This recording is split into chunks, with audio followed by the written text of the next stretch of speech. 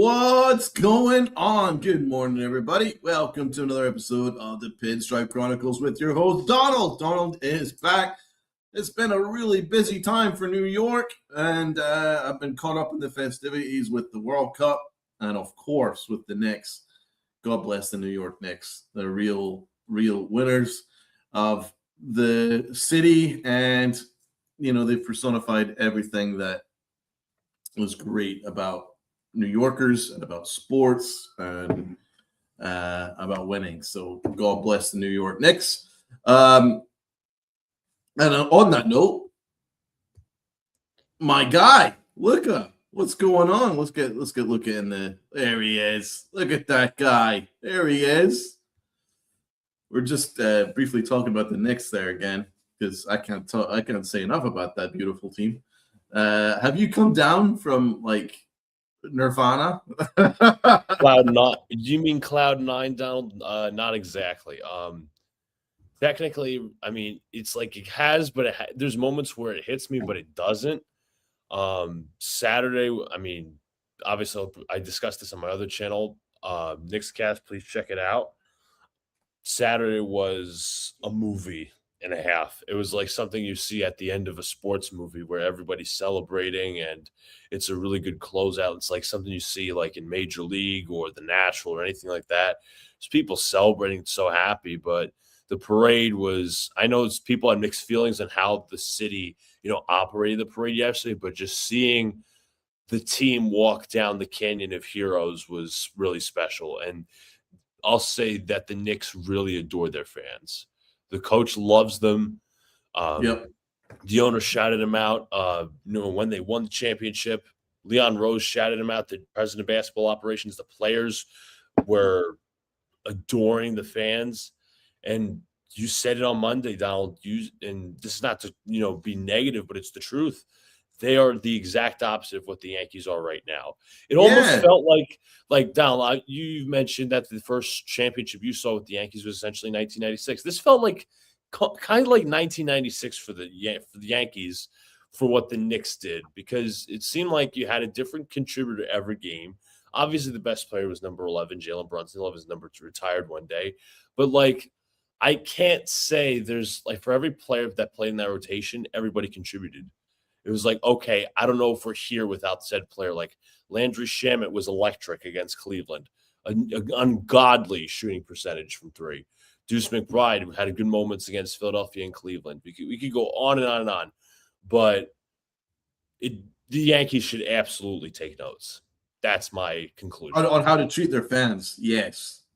I've had this one of the major reasons why I've been quite indifferent to the Yankees this year is just because the way that the fans get treated on a daily basis almost. You've got Michael Kay constantly looks for excuses to rip into Yankee fans, and then you've got Brian Cashman, who just outwardly has absolutely no respect for Yankee fans whatsoever.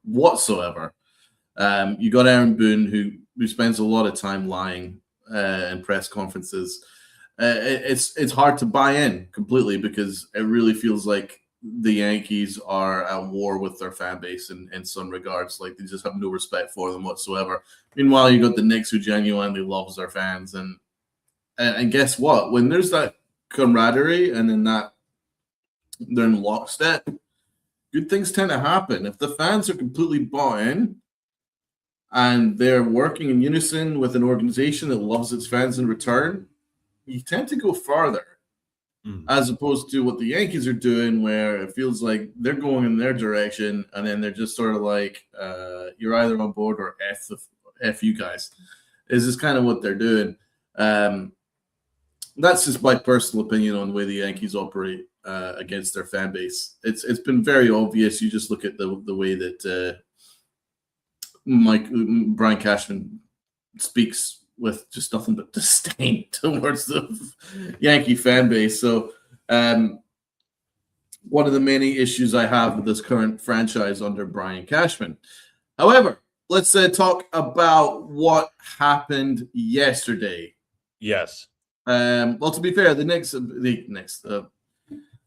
Yankees have been amazing They've been in an amazing run every single game, and they're blowing teams out left, right, and center. It was actually a very, very good series against the White Sox. They were terrific. They really were. They were absolutely terrific. Their offense is on fire. Goldschmidt has been a revelation. Rice is making a serious claim to be MVP at this early stage. You know, there's a lot of things to be positive about. The Yankees have completely eradicated the idea of a June swoon. They've just laughed it off, and then they're just dominating. But they have one Achilles heel, and it continues to be Duvall and their bullpen. Duvall and their bullpen continues to be the Achilles heel of this Yankee organization. And until they actually make some serious changes to this bullpen, then it's going to continue to be their Achilles heel that's going to stop them from getting to where they need to go. So, Luca, what's your thoughts here on this, on Duvall, and why does Boone keep going to him? I have no clue. You have only so many good. It's like we've discussed it multiple times. Like there's times you want to blame Boone, but also at the same time, it's like how many arms does he trust? And me and Tats, although we were talking about the hitting aspect, I think we should talk about the pitching aspect of this. The trade deadline. You know, the Yankees do have some arms in AAA. The Yankees, with LeGrand, ERC, and Giovanni Cruz. But if you want to get like bullpen arms out, and I'll say this for the record, I said this to Tats, fresh off a good mood on Wednesday. I was like, you know what? If the Yankees are the best in the American League East, like they say, why is this not the year to try to go all in and push your chips to the table? Mm-hmm. Because the American League East is so the AL East is so competitive. The American League overall is bad, but also to add to that, it's like it creates difficulty because the Yankees do have very much visible holes. Bullpen obviously is one of them, and the problem is, I brought this up to Tats and bring this up again. You have these teams that might be like 3-5 games under 500. But they're still in the running for a division spot, a wild card spot. So you're going to have competition. You're going to have competition, the trade deadline, for when teams want to buy, when teams want to sell. I don't know if you're going to have many sellers. The problem is you didn't solve these holes. This is just a general aspect. So what if a team says, okay, I'm going to tax you extra, but I'm going to have a team try to pay less than you? So are the Yankees willing to push all the chips to the tables? Are they going to ante up? That's what I want to say. Are the Yankees going to ante up this year? Bullpen needs help. Obviously, hitting needs help. The catching needs help. Third base needs help. But on the basis of the bullpen, we only have one or two, maybe even three guys that we can go to at a time. But Boone has to know that Duvall is not it. He has been god-awful. Mm-hmm. Yeah. Let's break that down. But first of all, Elliot actually questions whether the Yankees treat their fans poorly. I think that's... Look, I'm going to ask you, what examples do you have to help strengthen the argument? Well, here's the thing as well. The Yankees treat their fan base as customers. And another thing, I sent this to Alex. I was actually quite embarrassed by it. I'm part Greek. The Yankees had Greek night, and they actually had pastis. To me, the Yankees and the Knicks are two different things. Number one, the Knicks prioritize winning. The Yankees don't, in my personal opinion. The Yankees are a profitable enterprise. Everything is about the bottom line, as you say, the almighty dollar. What did Brian Cashman say this offseason? I defy you to tell me how this is not a championship team. What did Michael Kay say? Constant rants against the fans. All these different things. How about Joel Sherman telling Yankee fans to shut the fuck up? Is that not the New York media getting behind Brian Cashman and his attack against the fans? I mean, you kind of have. I know it's not the most obvious thing, but that's something you have to read between the lines. For the Yankees, they use their PR to attack the fans, talk about fan expectations. Always fan expectations is a topic of the offseason or during the regular season. Oh, Yankee fans expectations are too high. You could have Jeff Passan or Buster Olney saying, oh, this isn't the Steinbrenner era anymore. Like, here's the thing, right? Why and this is going back to, comparing ownership. I know James Dolan is not the greatest human being, but you know what? James Dolan cares because you can go watch that speech, that 15-minute speech he had to the team before the playoffs. Mhm. Donald, I don't know if you saw it. Of course I saw it. It was one of the greatest things I've ever seen. The full I can envisage when they're going to make a movie about this championship. I want Al Pacino to play Dolan because Al Pacino would get that speech down perfect because Dolan nailed it.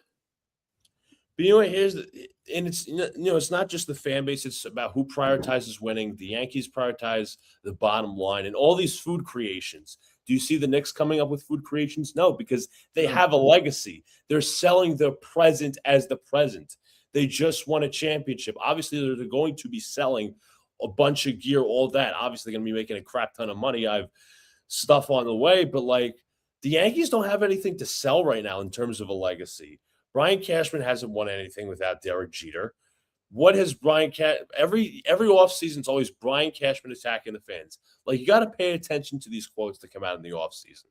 That's what I'm saying. I'm not saying, oh, well, you always have to feed into the negative, whatever, but read between the lines, people. That's all we say here on Pinstripe Chronicles. Read between the lines. Everything has a certain meaning. Brian Cashman attacks the fans constantly. I mean, it's been happening for the past 3-4 years. The constant attacks of the fans. Remember, Brian Cashman said last year, what was it? We're the masses. We're the masses. I got the goal for you. I'm proud of our team, but I'll leave it to the masses to decide. So we're just the masses, and that's just one example of someone talking down towards the fan base. And you see that as a complete opposite to more other organizations treat their fan base. The Boston Celtics, they don't talk down to their fan base. Other organizations don't talk down to you. They're talking at the same level as you. That's what the way that the Knicks and the Yankees, the Knicks and their fan base have operated. So it is actually good to make that comparison because all I want the Yankees to do is to be their best selves. And I don't think they are operating as their best selves. So I will continue to say it until they make real changes in that regard. It might not be the popular take, but I really don't care because it is the actual correct take. Healing men's hearts. It's pretty obvious Yankee management hates their fans. They treat us like we are stepchildren. You have to be the biggest sucker on earth not to see it. Exactly. And then there was Remember when we got swept against the Astros and Cashman says, it's about it's just about the fact that the Yankees fans continue. Are you talking about Minaya and Cashman? That's it. Yes. Down? I think it was the perception versus the reality. That's it. That's what he said. He said something along those lines about, here's how the Yankees perceive things, but here's reality. Essentially, yes, exactly. We're delusional kind of thing. Yes, no, we're delusional, and it's our fault. It's our fault. And then there was articles coming out that, the players are afraid to play against Yankee fans because they boo us all the time. Big one. Aaron Hicks is so mistreated that he's scared to come out because the Yankee fans boo him all the time. Oh, and then Aaron Boone. Remember when Aaron Hicks made that famous error, which I actually have the photograph of to describe the Hicks Award, where he's just staring there, right? And Aaron Boone substituted, but he subbed him not because Aaron Hicks was throwing the game. Literally, he said he was to protect him from the fans booing him. I mean, let's also I'll go to. So we're the big bad boys. We're the big bad guys. That's what the Yankees are. That's what the Yankees are saying. We're the problem, and that whole perception versus reality thing. Yeah, Brian Cashman said, the perception is that we failed, but the reality is we had a really great run. We had a really great run. You got swept. in the ALCS. So that is what I'm talking about. And then what did Michael Kay accuse Yankee fans of doing this year? Hate watching. Hate watching, yes. Yes, we're just hate watchers, and you're never happy. You just hate watch and all this stuff. And then also last year, Michael Kay called Yankee fans mouth breathers. I remember that as well. So it's just like this is a continued assault on the fan base, right? What about the home atmosphere, Donald? I hate to interrupt, but what about Judge? Remember, he was talking about how, the fans aren't exactly loud enough, where that's why he wants the music to be louder in the stadium. That's what Judge was talking about. But when we say these things, Donald, I want to make this clear. We're not saying this to slam the Yankees for the sake of the slamming the Yankees. No. We are saying there's a new hallmark organization in New York. The Yankees should follow their lead. Instead, exactly. and we're not saying this out of, you hate the Yankees, you hate your own team.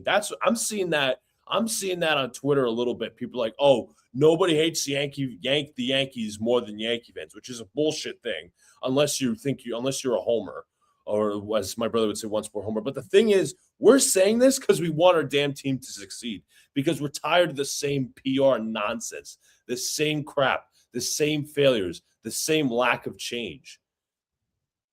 Right. I'm annoyed by nothing changing, and their refusal to change, and that's just something that just doesn't make sense. If you want to continue to compare the Knicks to the Yankees, I mean, what did the Knicks do when they were unfortunate and they lost in the conference finals last year? It was a very good season. It was a very good run. What did they do? They fired their manager. Or their coach, I should say. They fired their head coach. And they wanted to go in a direction to ensure that they take advantage of Jalen Brunson's window. And now you fast forward to how the Yankees act. Aaron Boone continues to get a job for life, right? And then also they refuse to look at how they can take that step forward in order to take advantage of Aaron Judge's window. So that is the difference. You see, that's how these comparisons. So obviously the Knicks have now got their championship within Brunson's timeline. Meanwhile, the Yankees are just like, what did Brian Cashman say about timelines? It's not my job to worry about timelines. It is exactly your job. Especially Aaron Judge's prime, yes. Yeah, it's exactly your job to worry about timelines, my friend. But that's the arrogance that we're talking about. And that's why I'm proud that we have this platform, because there's not enough people that really get to the brass tacks of it. And until the Yankees start operating with the urgency that is demanded of a franchise such as themselves, and they remove the delusion, and they remove their hubris. Their hubris and their desire to bring the Yankee fans down while they boost themselves up. And until that starts kind of evening out a little bit, then this is going to continue to happen, I'm afraid. They're going to continue to stumble at the first hurdle. And that's why I really want some serious change to happen. And it's annoying that we never get that change. You know what I'm saying? I mean, yeah. Well, just look at last year. What was Aaron Boone doing? He was slamming the table and frothing at the mouth towards Meredith Morokovich because Anthony Volpe is effing elite. Oh. I mean, this is the kind of hubris and the arrogance and the refusal to look at themselves that I'm talking about. It's just like they really treat Yankee fans like we're all idiots. And it's got to change. It's got to change because, again, this is a perfect opportunity to look at the main team now in New York. They love their fans. They adore their fans. They realize that the fans are like a big part of why they won, because the fans were in lockstep with them and acted as that extra man in big spots to intimidate the opposition and stuff like that. There's no reason why Yankee fans can't do that, but we also have to feel like we're part of something, and we just feel like customers right now. And as a perfect example is when the last time I was at the stadium and I went to buy just a regular sweatshirt, not even a jersey, just a sweatshirt, little hoodie, and it's got $350. I was like, these guys are just grifting me. These guys are just grifting me. So yeah, I'm sorry. I'm still calling shit for shit, whether it's popular or not. I don't care. Exactly. And just to mention a few things, I mentioned the Greek night. Like the Yankees are again food creations. We talk about they're selling my favorite Greek dish, pistizio, at the stadium, which doesn't make any sense. Number one, because it's all marketing. Number two, Jalen Brunson had some great words yesterday. If you want to check out what he said about being doubted and whatnot. But you know what? He said this about the fans. He talked about how great the fans are. You know what? I'll say this. Mike Brown said the Knicks fans are the most knowledgeable fans. He praised the fans. How about Jalen Brunson? Brunson also said this. He's like, we love the fans, this, that, and the third. We know you critique us, but he didn't say we love it, but he was like, we know you want the best, essentially. He knows that the team gets critiqued, but he's like, we acknowledge it, and we know you want the best. Instead of, oh, well, you critique us, you just spoiled. It's a completely different mindset. That's it, and that's what the Yankees do. They claim that we as a fan base are spoiled, which is really getting increasingly hard to justify, considering we haven't won a championship since 2009. You know what I'm saying? So yeah. But we've got plenty in the chat, and a lot of us agree. Here comes a peanut gallery. Explain yourself, John the Beagle Dad. Healing Men's Hearts. Management is loving it. A mediocre team making the playoffs decades in a row. World Cup fans from outside the USA are going to Yankee games. Yeah. There is no incentive. Freaking tourists coming to the games. Yeah. No disrespect to the World Cup, of course. Yeah, there is no incentive to change. Remember, Cashman wanted Judge to walk a couple of years ago. Yeah, let's not forget that. And Joe Coelho agrees with us. There's an arrogant attitude towards the fans. They are the elites. We are supposed to pay whatever price they want. Most games are not sports entertainment. That's exactly it. Healing Man's Hearts agrees with you, Luca. Exactly, Luca. When Cashman said masses, he was really calling us asses. That's right. And so that's the facts of it. And we got Deb Finch, who's member for 19 months. That is incredible. What is up to Deb Finch? You know what? We got to do something nice for our members, our loyal members. I think we need to get some merch sent out to them. What do you think, Luca? I think that would be a great plan. I do. I'm going to talk to Uncle Tats when he has some time and see if we can come up with something for our loyal fans of the channel and our loyal members.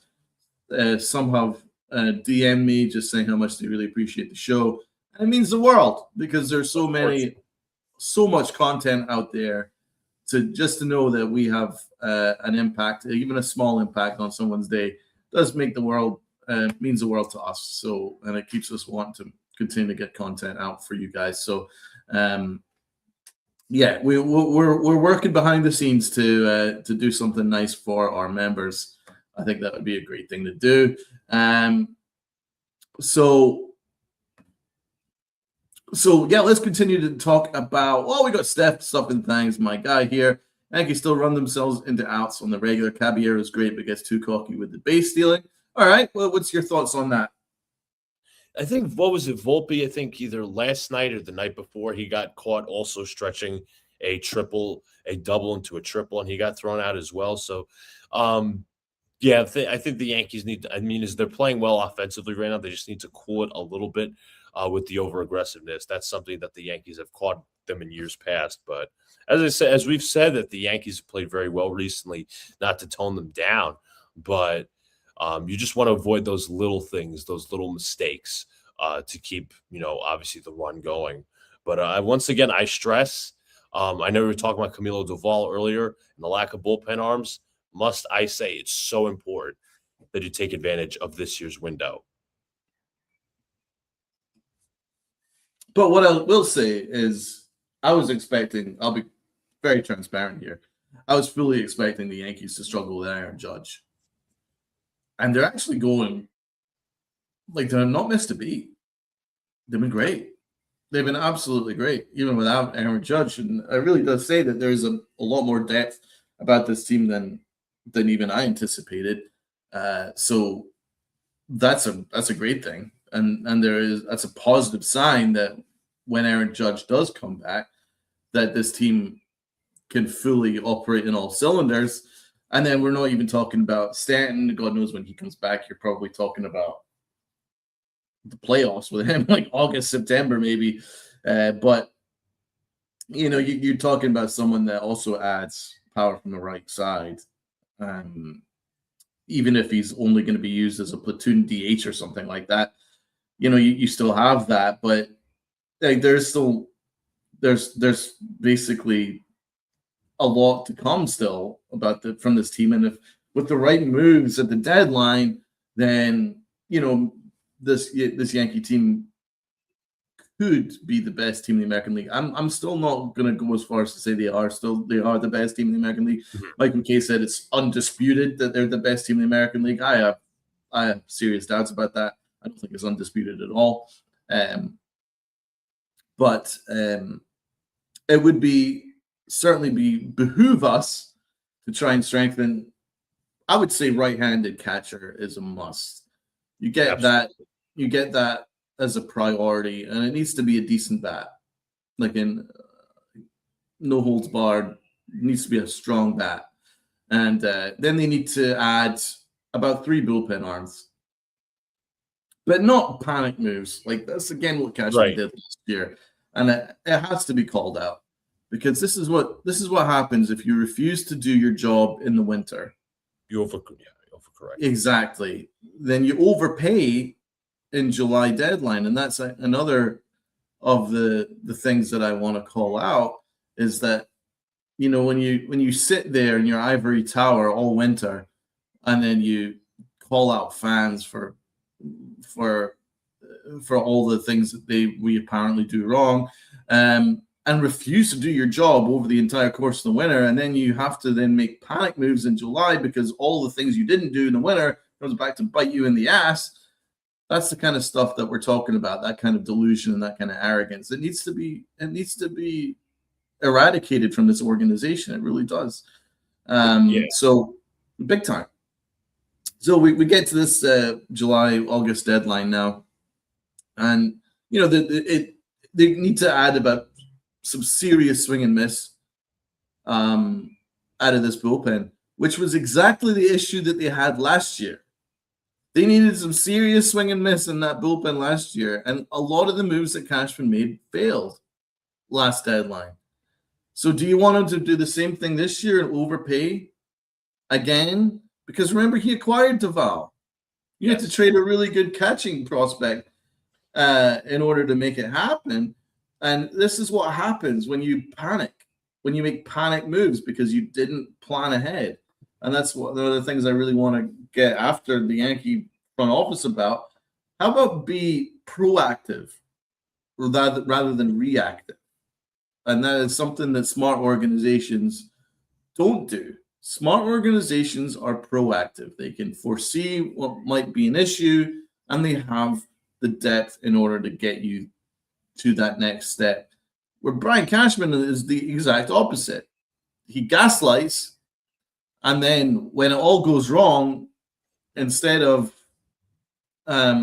making a right, smart, he just waits until the deadline, then makes a bunch of panic moves, gives away a bunch of prospects in order to make a bunch of panic moves. And a lot of the time, your chances of success are limited because you're gonna get panic results. You make panic moves, you're gonna get panic results. And that's exactly what happened with Duvall last year.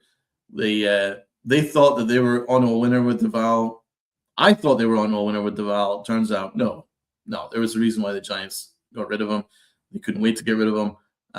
And it's the Yankees overpaid to acquire him, and it's been a complete disaster. And it's coming back to continually bite them in the ass. Continually. And then Jake Berg was another panic move last year's deadline. He's another one that's awful. He's not as bad as Duvall, but he is awful. So that's like two major moves that Brian Cashman made last deadline that is imploded, absolutely imploded. Yet people continue to dietize this general manager who spits in your face and basically spits in the face of doing his job. Absolutely. And I want to mention, because I've said this multiple times on this podcast, that every offseason there is at least 1 to 2, maybe 3 positions that the Yankees procrastinate on. They wait till the deadline to pick up, bullpen. It's this year. Third base, it was last year.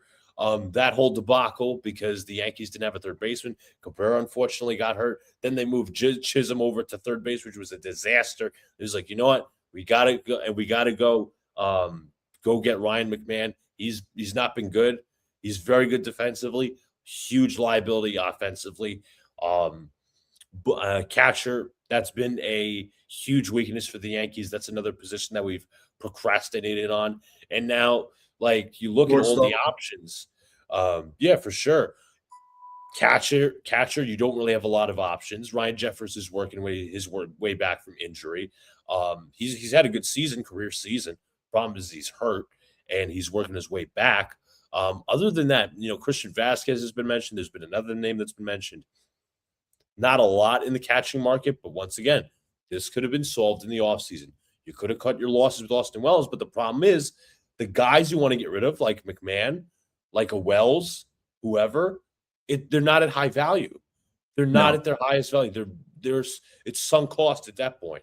So it's like you're going to have to tax on how much you're going to have to move. You're going to have to move. I don't want to say like it's the Luis Cessa situation where the Yankees had to get rid of Justin Wilson's contract a couple of years ago, send him to the Reds, and then trade Luis Cessa, who actually had a good season. So you don't want to do that.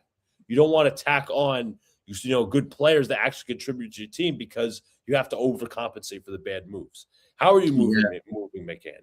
How are you moving McMahon? I don't know. What are you going to do with Austin Wells? I don't know. Like, we could talk about additions, but we also have to talk about how are we subtracting.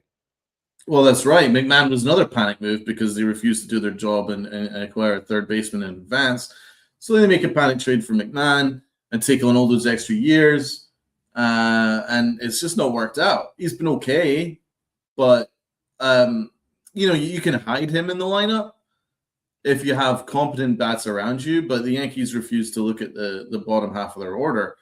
So it is pretty impressive that the Yankees' top half of their order has been this good to compensate for the lower half being a complete disaster. But certainly the offense has actually operated once Austin Wells went down. Once they got rid of playing Austin Wells every day, this offense is actually starting to operate because you can hide McMahon in the order. He can hit the odd occasional home run, but you got a bunch of competent bats around him. And, the results are speaking for itself right now. Austin Wells was a huge black hole in this lineup.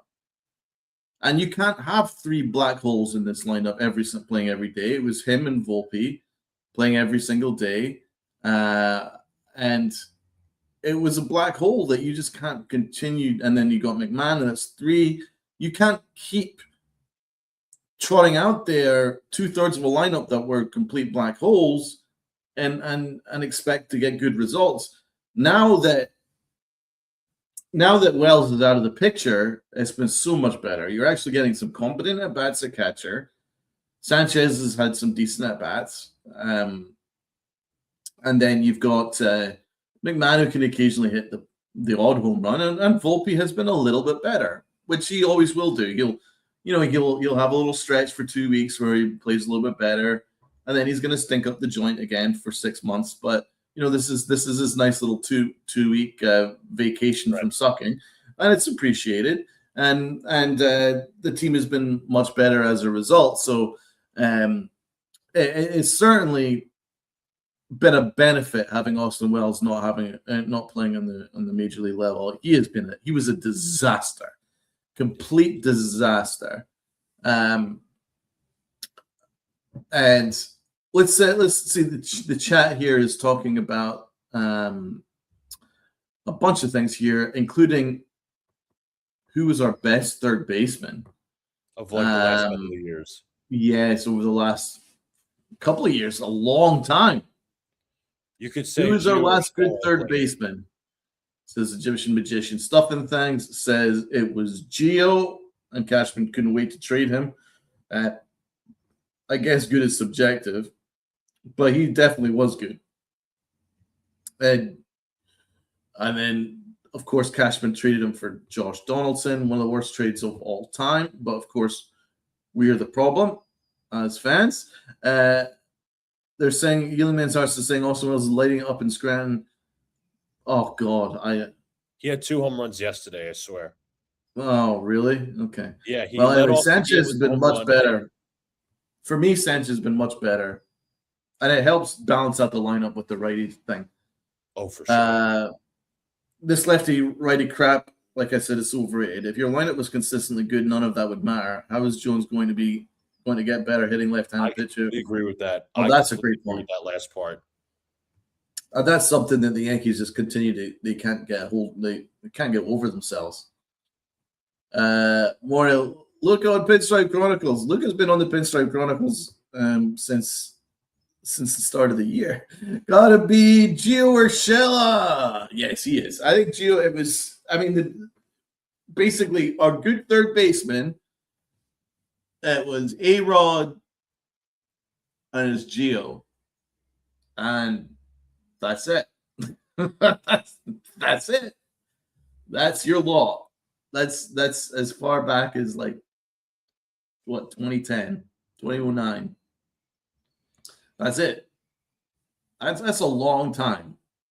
And only two good third basemen you managed to find out of that. And then still Cashman couldn't get it, couldn't help himself because he forced the retirement of A-Rod without having a plan as to who's going to be the next third baseman. And then he also couldn't wait to trade Gio Urshela for Josh Donaldson. Fantastic work, Cashman. Yeah, because we're the problem. See, us as fans are the problem. It's just because we're spoiled. Look out. Yeah. Donald, I want to bring this up. People are mentioning also Spencer Jones. Like, what do you think? I know you probably talked about this on Monday. We spoke on Wednesday about this at length. Like, what do you think of Spencer Jones' recent at bats and like the sudden confidence that he's played with recently? I've always been a big believer in Spencer Jones. You know that. I think that I actually rate him higher than Jason Dominguez, and it's no disrespect to Dominguez. I like Dominguez a lot. I just actually think Spencer Jones is higher ceiling.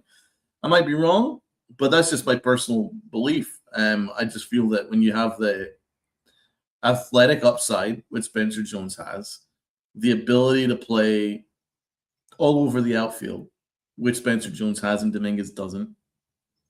And then you have that elite power, again, which Dominguez doesn't really have. Dominguez is good, but he doesn't have the kind of power that Spencer Jones has.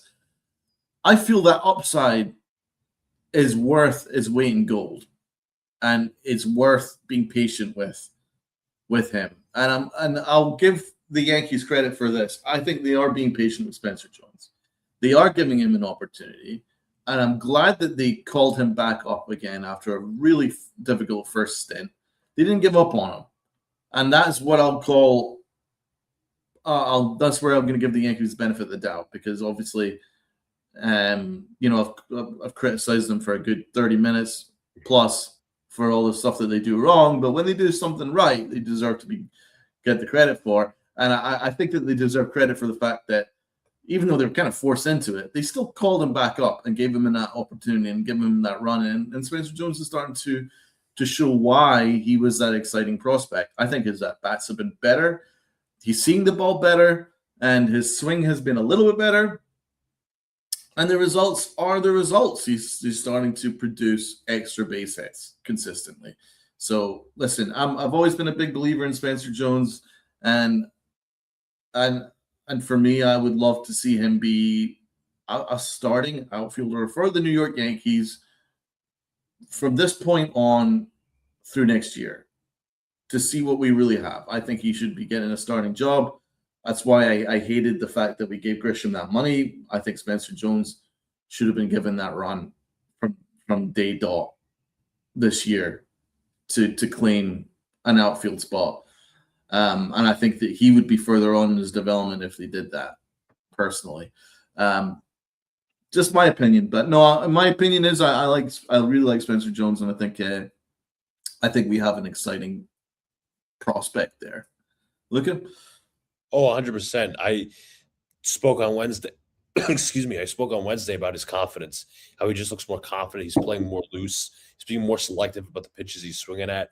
Finally getting good timing on the ball. I mean, that home run he hit on Tuesday was a screamer. So shout out to Spencer Jones. First home run in Yankee Stadium back on Tuesday. I hope he carries it along. I hope he follows it up. I can't say I haven't been impressed, because I have been impressed with him. So hopefully he keeps this along. And it's not like it creates a problem, because Judge is going to be out for a while. Giancarlo Stanton's going to be out for a while. So he's going to have time to cook. Trent Grisham is still hurt. So he's going to have time to display as much as possible. Yeah, I mean, obviously he's benefited from the injuries, but he's taken advantage of the opportunities, and which is huge. And any time that we don't have to have Caballero play right field, that would be great, because he's not a right fielder and he should never be put in that position. That's Aaron Boone's genius right there. But I haven't missed Grisham at all, and to be fair, the Yankee bats haven't missed him. Like they've gone from strength to strength again. So, the injuries have kind of been beneficial. Apart from Judge, the other one, that Grisham's injury actually was beneficial to give ourselves an opportunity with Dominguez coming back. He's played a good right field when he plays. He looks so much more comfortable in right field than he does in left field. Like, so much more comfortable. And Spencer Jones playing instead of Grish has been a big breath of fresh air. Healing Man's Hearts agrees. It's been a breath of fresh air without Grish and Wells. It really has, because those guys were kind of bringing down the lineup in many ways. You can't keep having 3 or 4 guys batting in their 100s and expect to get great results. So we got rid of those bats right now through injury or whatever with Wells and Grisham. And now you're giving an opportunity to guys that really deserve it, and that's Dominguez and Jones. So I'm happy to see them. I'm really happy to see them 100%. play well. Stuff and Things says, yeah, I agree. Guys have to play strings of games in a row to get their timing down. I know Escara has been poor, but when he gets 3 hits in a game, keep him in the next day. The problem is Stuff and Things. This has been a problem since 2018. The Yankees, whenever they see a player get hot, they do the complete opposite of playing him in the lineup the next day and say, you know what? You're sitting on the bench. Spencer Jones, hey, we just saw you that you hit your first Yankee Stadium home run. You're on the bench. Doesn't make any sense. It was either when he hit his first Yankee Stadium home run or his first home run in the big leagues in general. Just doesn't make any sense. It's very counterintuitive, but not counterintuitively smart. Yeah, no, it's definitely counterintuitive. There's no question about it. I like how Healing Man's Hearts describes the Yankees as a disorganization. Stuff and Things, 100% right. It's counterintuitive. It makes no sense. And you could take that a step further when you're looking at situations such as Spencer Jones sitting against lefties all the time. Like, how is he going to learn? Is he going to learn unless you give him an opportunity to learn how to approach facing lefties? And that's where I'm saying the Yankees are a bit half pregnant. Yeah, they're all in to an extent, but they also want to develop the rookies at the same time. But they won't allow the rookies to, go through the normal ups and downs of being a big leaguer. You're going to struggle. There's going to be periods where you're going to struggle. There's going to be periods where you're going to really struggle against a lefty or a righty. That's just what happens. It's baseball, Susan. So, I mean, you kind of have to allow them to go through those ups and downs as a major leaguer, get confidence, and there's no reason why he can't learn how to face lefty hitting. Heck, Ben Rice is a perfect example. Aaron Boone couldn't wait to platoon Ben Rice. Yes. Ben Rice was not a platoon bat. He's an everyday bat, but But Aaron Boone didn't want him to face lefties. You know this, guys. You saw it. So this is Aaron Boone. And now Ben Rice is one of the best hitters in all of baseball because you finally just took a step back and stopped trying to hurt yourself and just allow the guy to cook. Now, I'm not saying Spencer Jones is going to end up being like Ben Rice. I'd be surprised. But you don't know yet until you allow him to cook. Allow him to cook. Allow him to face lefties. Allow him to struggle because that's okay. He's a rookie. You're going to struggle. So you can't platoon him. I'm sorry. He's an everyday bat. And that really needs to, that approach really needs to change. You know what Absolutely. I'm saying? Because if you continue to sit him against lefties every day, right? What happens when you get to October? Say Grisham is a non-factor, right? And we get to October and we need Spencer Jones in the big at-bat. But he's not faced lefty pitching all season. Now he's going to face murderer's row of lefty pitching in October. You'll have no preparation for that. No. And that's what I'm talking about. You have to plan ahead. You have to allow these guys to take their lumps. That's just baseball, and it's the same with any sport. It doesn't matter whether it's football, NBA, NHL. When you're a rookie, you got to allow them to take their lumps. You know, you can't just wrap them in cotton wool because of a situation that might not be exactly what the analytics ask you to do. Sometimes you just got to take a step back and go, right, let's let this kid learn, and so that he's got the knowledge and of how to improve and how to be better next time and continue to get better and progress, so that if you did have a situation where you need Spencer Jones against a lefty, you can have some confidence going, you know what? He showed me a little bit of something. Let's give him a chance. And then boom, he hits a home run. You know, you never know. But that's the kind of stuff that actually happens if you operate outside of the Apple Mac sphere of analytics. You know, yeah, it's a very fixed mentality. And you know what you also do if you play this hot potato thing with him in the line versus lefties or not? You also destroy his confidence. You don't want to butcher his confidence when he just got up to the big leagues. So confidence is a huge factor. As Donald, you said, let him play through the trials and tribulations. You don't exactly have a choice at this point. He's your top prospect. You've held him back in trades. So why not? What do you have to lose is my question. Right. That's it. Stuff and thanks. I agree with you. Girardi always played the hot hand. He believed in hot. Yep. Then Boone doesn't. He used matchups in certain points, but not every day. Girardi had more logic and gut instinct. Boone is stats only. Do you agree, Luca? I certainly do. I do agree. Yeah, I think it's a great comment. Shout out to you. The StatCast era is somewhat ruining the sport. It's just overcomplicating things. It should be there as a tool. It should be there as a tool to help you. It's like an extra armory. Yeah. You know, in your arsenal in order to attack the opposition, because you're armed with stats and analytics and things like that. It can only help you. But if it's your entire being, then you're not going to. You can't. It eliminates the human element, which doesn't make any sense. Exactly, bro. Exactly. It should be used as a tool, not a solution. That's exactly it. The numbers aren't going to cover up the roster's issues. Exactly. And that's why when Brian Cashman was talking about how this team is going to be the platoon team and it's platoon, I thought this is laughable. You know what I'm saying? Because that's not baseball. No. Not everybody is platoon is a platoon guy. You got to just take a step back and maybe surprise you. Maybe someone you don't expect is going to be really good against pitchers of the opposite side. You don't know that, so give it a try. You know, Exavilo, yeah, and launch angle. I'm a big hater of launch angle. For me, launch angle should be sent to the sun. I think that it's hurt so many Yankee bats, I can't even start. Exit velo, I'm less of a problem with because you've seen Big G just Destroy truly balls. show how good exit velo can be as a judge, And Ben Rice last year, we knew that Ben Rice was a good hitter because his exit velo was always really good last year.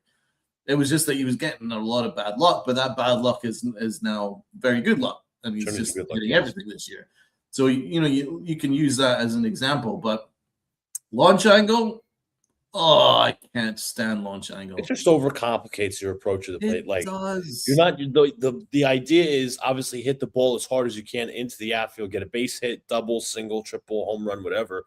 You obviously and you said, Dell, you have less of a problem with exit velo because you want to hit the ball damn hard. Mm-hmm. But at the plate, you don't want to be like, okay, I got to hit the ball at this angle.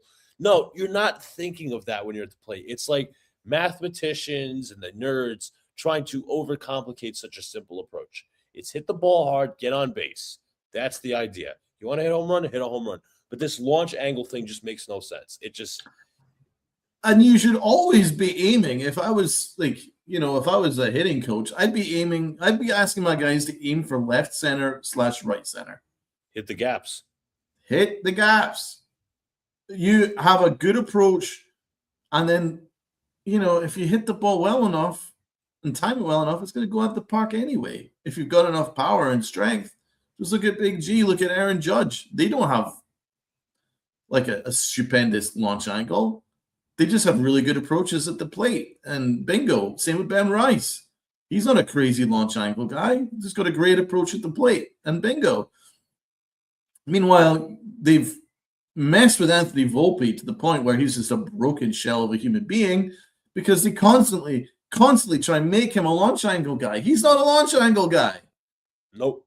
If you told him to aim for the gaps, he'd be I wouldn't say he'd be a good player. I'd say he'd be a league average player. If you just had him as a straight hit the gaps kind of guy, a league average batter anyway. He's never going to be a league average shortstop. The guy's garbage, but at least as a hitter, he could be league average because there's a decent swing there when he's not aiming for the roof. You know what I'm saying? So that's just common sense. A-Rod said it, but the Yankees can't have anybody talk down about their organization or they will be shut down no matter how much of a legend you are, i.e. Jeter / A-Rod. So that's why another example why I do not buy into Brian Cashman's regime. But I could care less about launch angle. I think it's really hurt Austin Wells. Look at what it's done to Austin Wells. Austin Wells did not have this crazy, awful aim for the roof swing before. He wasn't this now awful. It's just disgraceful. And then you go Volpe, and it's not the only example because when I interviewed Ron Blomberg said that Gary Sanchez, when he was first called up, had a beautiful approach. That he was an aim for the gaps guy. That he just had a really good approach, up the middle approach, and he was the one guy that could hit anything, anywhere, because he just had that talent. But Brian Cashman and his nerds had to destroy his swing. And they turned him into a launch angle guy and a pull hitter guy. And it essentially ruined his career when you're being honest about it. It really hurt his career because his numbers started to really struggle not long after that. So, the Yankees were culpable for that. And then they were culpable for what they were messing with his catching stats to the point where he was just a broken shell of a human being. So, the Yankees did that to themselves. And they also did that to Gleyber Torres. Remember when Gleyber Torres had that season where he bat 300 plus? And he was just an absolute... Trying to make it a pull hitter. Turned him into a pull hitter. Turned him into a strict pull hitter. You're messing with something that didn't need to be messed with. He was somebody that was a 320 hitter that was just going to be a monster contact machine that was going to give you 25 to 30 home runs just purely with his great swing. But no, Brian Cashman and his nerds and Mike Fishman, they all had to mess with him, and he had some real struggles for a number of years, and now we had to get rid of him for nothing. So, I mean, that's the kind of stuff I'm talking about. It's just because Brian Cashman has benefited from the fact he gets $300 million to spend every single year. So there's enough talent to compensate for the disgraceful mistakes that he and Mike Fishman make on an annual basis. And so Joel Sherman, I will not shut the fuck up. I don't care. I'm just telling the truth. And these kind of things need to be called out. So I really am sick of this launch angle thing, and I would get rid of it, honestly. I think if you're a good hitter, you're going to be a good hitter, regardless of launch angle. That's just my belief. Call me old man alone, but you're more new school than I am, Luca, and you agree with me. Oh, 100%. It's just, as I said, it's absolutely unnecessary. Absolutely yes, it is. That you make the hitter completely overthink. The Healing Man's Heart says the point. That's why our offense sucks in October. Station to station, base running, and home run. Yep. It's fatal in the postseason. This organization cripples itself. Exactly. How much of that $300 million is being paid to guys who don't play for the Yankees anymore? A good percentage of it. At least a solid percentage of it. I mean, I could get Spot Rack up, and then we could look, you go and get Spot Rack up, and that'll tell us, because I know that there was certainly last year we had a ton of money that we were paying, but because we were paying DJ LeMahieu, Aaron Hicks.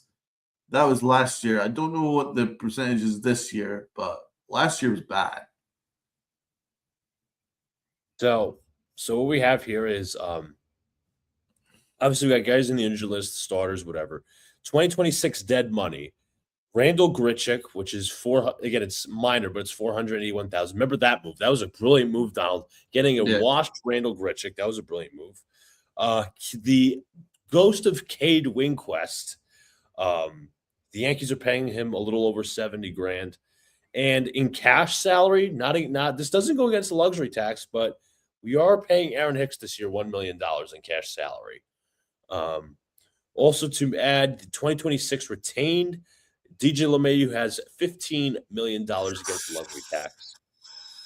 $15 million. That is not an aberration for a 37-year-old player. So that's what, $17-18 million out of 300. I mean, that would be you could get a regular player for that. Last year was worse, though, I believe. Can you go back to? Let me see if I can find it from last year. Because there was a period where we were paying Josh Donaldson and Aaron Hicks. We could go back. Let's see. So who were we paying last year is a great question. 2025 dead money. Don't worry about that. Retained. You ready for this list, Donald? It's kind of a laundry list. Mm-hmm. Marcus Stroman, $18.5 million. Oh. DJ LeMahieu was released. That was $15 million. Oh Aaron Hicks, $10 million. Oh, my God. $2 million for Nestor Cortez. Oh, my God. $1.7 million for JT Brubaker. $45 million so far. $1.5 million for Carlos Carrasco. 46.5. $900,000 for Pablo Reyes. 47.5. $527,000 for Oswald Peraza. 48. $261,000 for Clayton Beater. Almost 49. Everson Pereira, $127,000. Oh my God.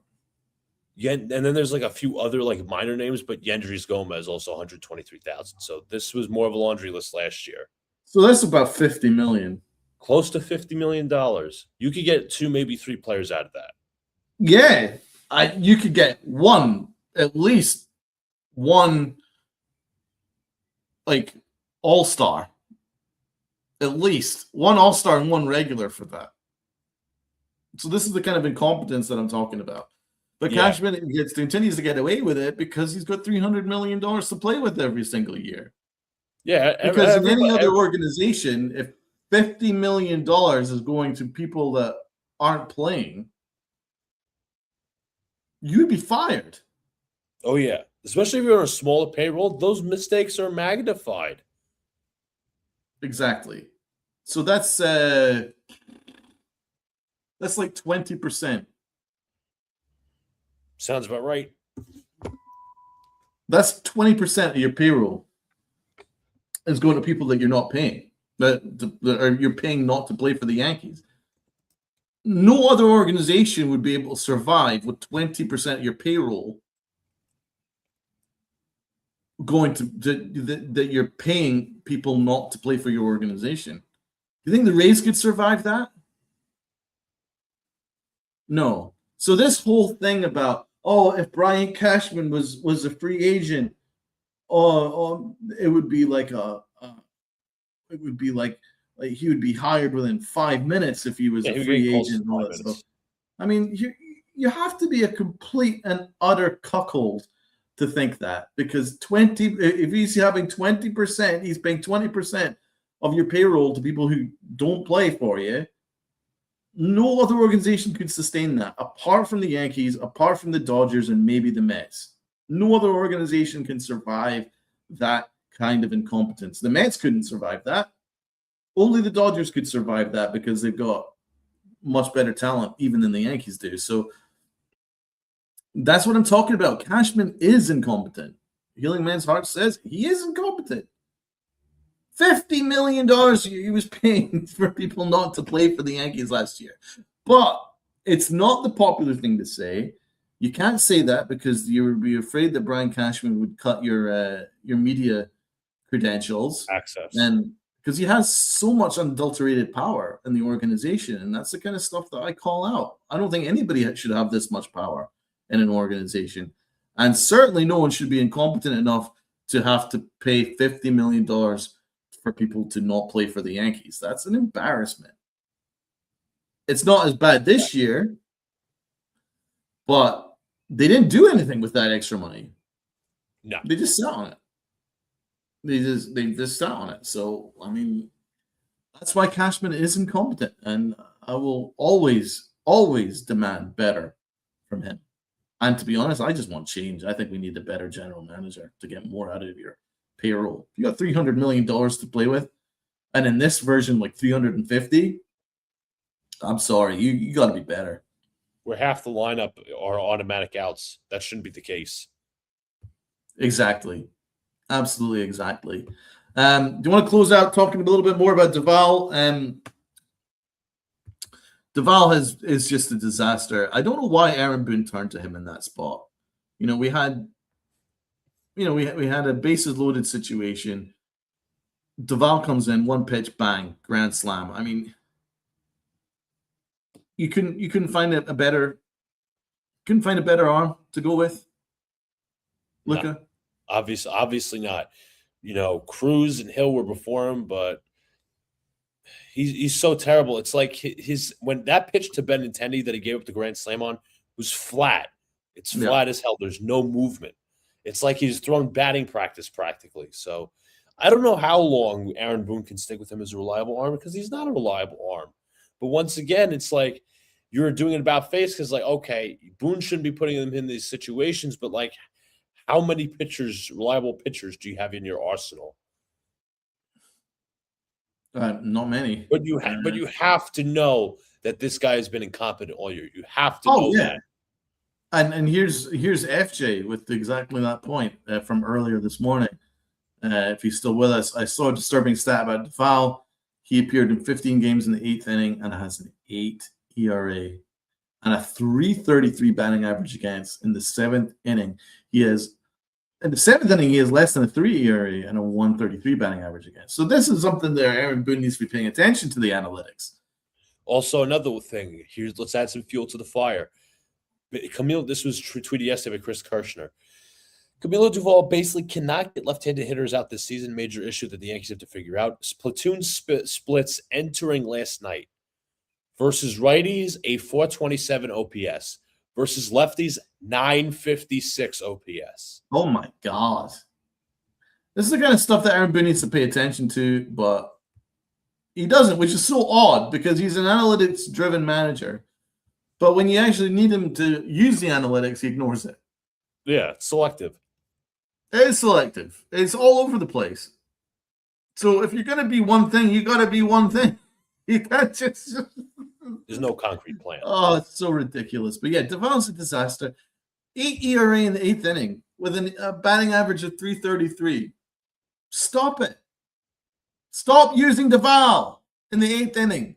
In fact, stop using him at all, and you probably win a lot more games. How about that?